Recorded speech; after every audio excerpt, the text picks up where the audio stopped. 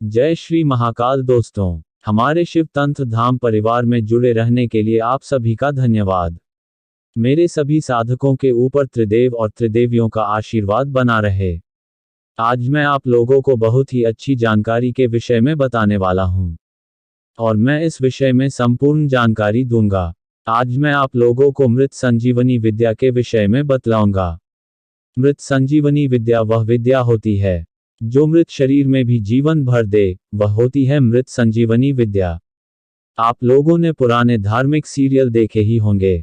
उन धार्मिक सीरियलों पर अमृत संजीवनी विद्या के विषय में बतलाया गया है। जब भी देव और असुरों के बीच में युद्ध होता था तो दोनों तरफ से मृत्यु होती थी, फिर भी वह लोग अगले दिन फिर से युद्ध में शामिल होते थे। यह सिर्फ और सिर्फ मृत संजीवनी विद्या से ही संभव होता था, जो मैं आज आप लोगों के लिए लेकर आया हूं। जितना मैंने सुना है और जितना मैंने समझा है और जो देख है, आज मैं इस प्रकार से आप लोगों को कुछ जानकारी देने की कोशिश करूंगा। तो फिर चलिए बात करते हैं मृत संजीवनी विद्या के विषय में। हमारे इस वीडियो को पूर्ण रूप से सुने तभी समझ में आएगा। हमारे प्राचीन विद्या के विषय में, हमारे सनातन धर्म के विधाओं के विषय में, इस नियम को और विधान को अपनाने के बाद अपने जीवन को बदल सकते हैं। वीडियो में आगे बढ़ने से पहले, अगर आप लोग हमारे चैनल पर पहली बार आए हैं तो इस चैनल को सब्सक्राइब करें और बेल आइकन का बटन दबाकर रखें। अगर मेरी दी हुई गुप्त जानकारी और साधना एवं क्रिया अच्छी लगती है तो आप सभी हमारे शिव तंत्र धाम परिवार से जुड़े। यहाँ पर मैं आप सभी को तंत्र, मंत्र, यंत्र, साधनाएं और क्रियाएं और कुछ गुप्त जानकारी आप सभी के लिए लाता रहता हूं। तो फिर चलिए बात करते हैं संजीवनी विद्या के विषय में। भगवान महादेव जी विश्व की संहार शक्ति के रूप में प्रख्यात है। यही कारण है कि उनकी आराधना से सभी प्रकार के दैविक तथा भौतिक कष्ट सहज ही समाप्त हो जाते हैं। उनके पंचाक्षरी मंत्र से जहां जीवन के समस्त कष्ट दूर होकर मोक्ष की प्राप्ति होती है, वहीं उनके महामृत्युंजय मंत्र के जप से दुर्भाग्य तथा मृत्यु को भी हराया जा सकता है। लेकिन भगवान शिव जी का ही एक मंत्र मृत संजीवनी मंत्र है, जो जीवन के बड़े से बड़े संकट को दूर कर देता है। इस मंत्र के जप से ही भगवान श्री राम जी भी रावण को नहीं हरा पा रहे थे, और इसी मंत्र के दम पर आज भी कुछ तांत्रिक असंभव कार्य को भी संभव कर देते हैं। इस विद्या और इस यंत्र का प्रयोग केवल विशिष्ट परिस्थितियों में ही किया जा सकता है। शास्त्रों में, पुराणों में और हिंदू धर्म में भी गायत्री मंत्र और मृत्युंजय मंत्र का बहुत ही महत्वपूर्ण स्थान है। ये दोनों मंत्रों को बहुत बड़े मंत्र माने जाते हैं, जो आपको सभी संकटों से मुक्त कर देते हैं। लेकिन भारतीय शास्त्रों में ऐसे मंत्र का उल्लेख भी है जो इन दोनों भी मंत्रों से शक्तिशाली है, क्योंकि यह मंत्र गायत्री और मृत्युंजय मंत्र दोनों से मिलकर बना है। कहते हैं कि इस मंत्र से मृत व्यक्ति को भी जीवित किया जा सकता है, अर्थात इस मंत्र के सही जाप से बड़े रोग और संकट से मुक्ति पाई जा सकती है। इस मंत्र के विषय में आप सभी जाने। मृत संजीवनी मंत्र संजीवनी विद्या की कथा उस काल से जुड़ी है जब देवता और दानव दोनों ही नश्वर जीवन व्यतीत कर रहे थे। उन्होंने न तो अमृत का पान किया था और न ही उन्हें अनश्वर रहने का वरदान प्राप्त था। वे सभी भूलोक पर रहकर सामान्य जीवन व्यतीत कर रहे थे। जिस समय का जिक्र हम यहाँ कर रहे हैं, उस समय दानव अपने देव भाइयों की तुलना में ज्यादा ताकतवर थे। वे दोनों सदैव ही आपस में युद्ध किया करते थे। युद्ध के दौरान देवता और असुर दोनों ही अपने प्राण गंवाते थे। लेकिन असुरों के गुरु शुक्राचार्य के पास एक ऐसी विद्या थी जिसकी सहायता से वे मृत असुरों को फिर से जीवित कर दिया करते थे। शुक्राचार्य संजीवनी मंत्र को अच्छे से जानते थे। इस मंत्र की सहायता से वे असुरों को पुनर्जीवित कर दिया करते थे। दानव मरते और फिर जीवित हो उठते, इससे उनकी ताकत बढ़ती और देवताओं की क्षीण होती जा रही थी। मृत संजीवनी मंत्र साधना में मृत संजीवनी यंत्र का प्रयोग किया जाता है और प्रतिदिन इसकी पूजा विधिवत की जाती है। इसके बाद मंत्र जप होता है।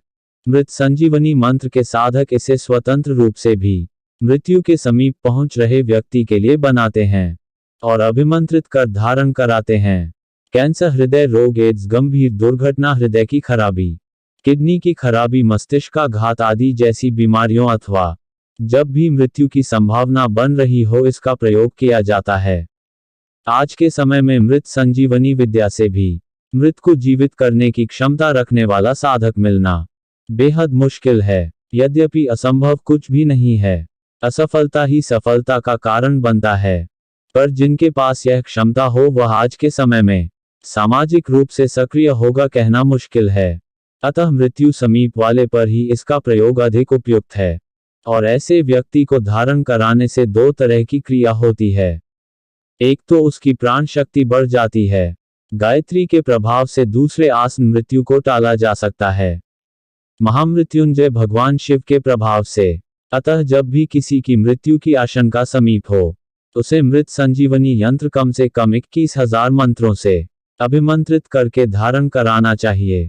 मृत संजीवनी मंत्र साधना, मृत्युंजय मंत्र साधना और मृत संजीवनी मंत्र साधना दोनों अलग अलग साधना है। हमारे परम आदरणीय सनातन धर्म के दुर्लभ शास्त्र कहते हैं कि मृत्युंजय मंत्र साधना में जिंदा आदमी की किसी भी कारण से हो सकने वाली मृत्यु को टालने का प्रयास किया जाता है, जबकि मृत संजीवनी मंत्र साधना में मर चुके आदमी को फिर से जिंदा करने का प्रयास किया जाता है। शास्त्रों के अनुसार यह दोनों विद्याएं बहुत ही कठिन है, पर मृत संजीवनी विद्या विशेष कठिन है, क्योंकि इसमें मरा हुआ शरीर चाहे कितनी भी सड़ी गली या कटी फटी अवस्था में हो उसे जिंदा किया जा सकता है। जबकि महामृत्युंजय मंत्र साधना में मृत्यु चाहे जिस भी कारण से पास आ रही हो उसे रोका जा सकता है और शरीर पहले की तरह धीरे धीरे स्वस्थ भी हो जाता है।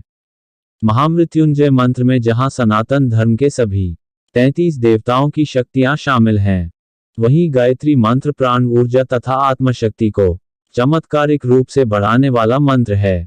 विधिवत रूप से संजीवनी मंत्र की साधना करने से इन दोनों मंत्रों के संयुक्त प्रभाव से व्यक्ति में कुछ ही समय में विलक्षण शक्तियां उत्पन्न हो जाती हैं। यदि वह नियमित रूप से इस मंत्र का जाप करता रहे तो उसे अष्ट सिद्धि नव निधियां मिलती हैं तथा मृत्यु के बाद उसका मोक्ष हो जाता है। संजीवनी मंत्र के जाप में इन बातों का ध्यान रखें।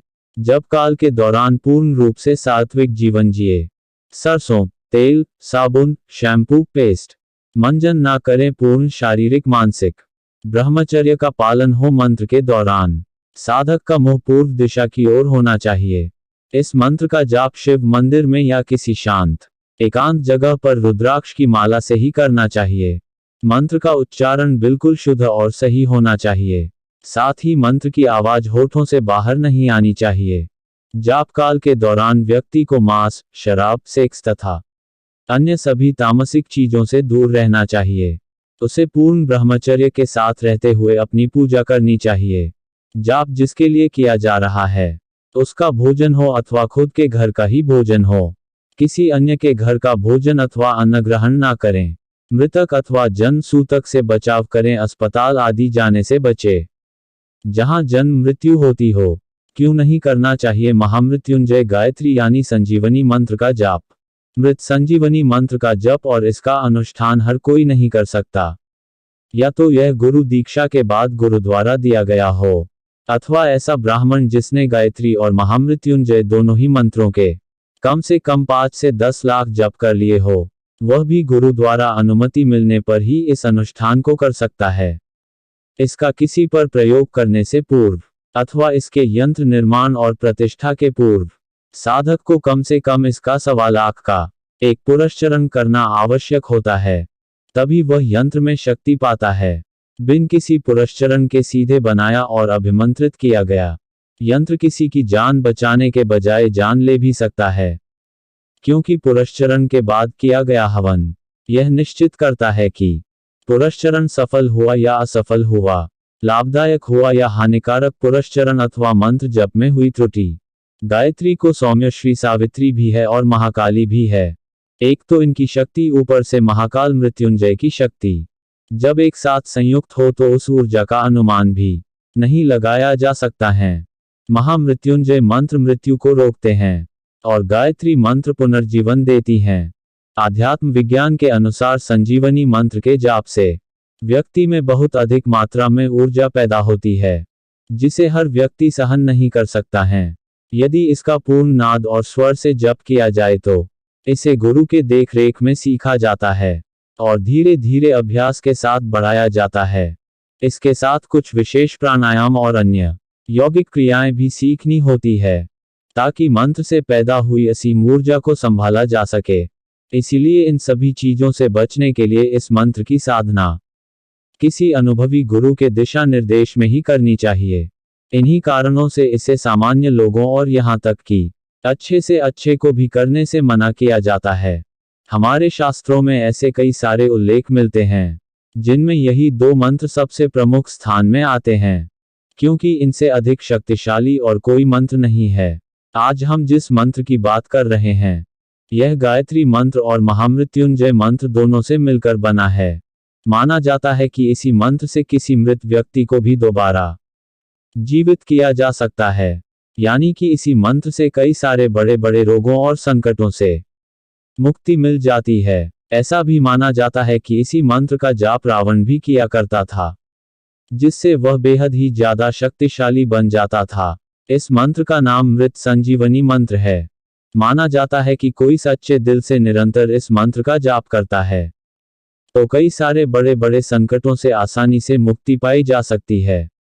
वैदिक ज्योतिष के अनुसार श्री मृत संजीवनी पूजा का प्रयोग आगामी आने वाली मृत्यु को टालने के लिए, लंबी आयु के लिए, स्वास्थ्य के लिए तथा गंभीर कष्टों से मुक्ति पाने के लिए किया जाता है तथा इस पूजा को विधिवत करने वाले अनेक जातक अपने जीवन के विभिन्न क्षेत्रों में अनेक प्रकार के लाभ प्राप्त कर पाने में सफल होते हैं।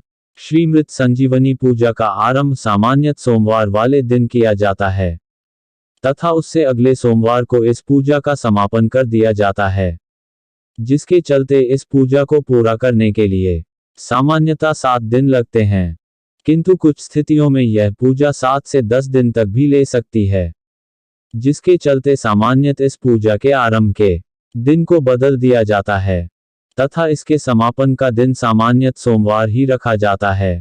मृत संजीवनी मंत्र इस प्रकार है: हौं औन जौ सहोम भू रभुव स्वाह।